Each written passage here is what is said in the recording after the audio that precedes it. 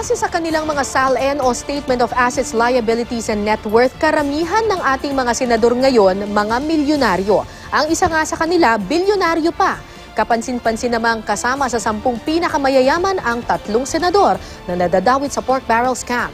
May report si Jamsi Sante. Kung dati si Senador Manny Villar ang nangunguna noon sa listahan ng pinakamayamang senador, ngayon ang kanyang asawang si Senador Cynthia Villar na pumalit sa kanya ang nagdeklara ng pinakamalaking net worth para sa taong 2013. Higit 1.2 bilyong piso at wala ni pisong utang. Tumaas pa nga ang net worth niya ng halos 400 milyong piso kumpara noong huling SALN niya. Ang iba pang mga senador, multimilyonaryong maituturing, base yan sa isinumite nilang Statement of Assets, Liabilities and Net Worth o SALN. Pangalawa sa listahan ng mayamang senador si Ralph Recto na may halos 200 bilyong pisong net worth. Pangatlo si Senador Bongbong Marcos na may halos 200 milyong piso ang net worth. Kasama sa 10 pinakamayayamang senador, ang 3 sinampahan na ng reklamo kaugnay ng pork barrel scam. Sina Senador Jingo Estrada na ika-4, Bong Revilla na ika-5 at nagdeklarang bumaba raw ng mahigit 2 milyong piso ang net worth at Juan Ponce Enrile na ika-7 sa net worth na 119.3 milyon pesos.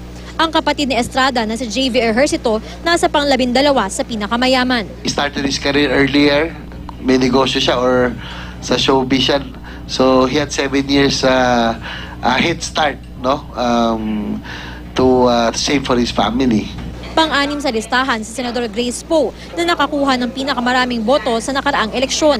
Pang-8 sa listahan si Senador TG Ginggona na sinundan ni Senador Sergio Osmeña at Sonny Angara.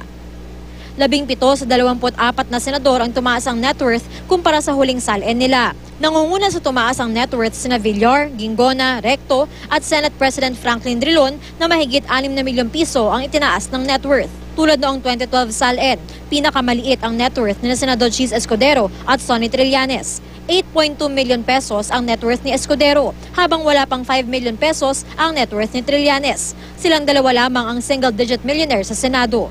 Jamsi Sante, GMA News.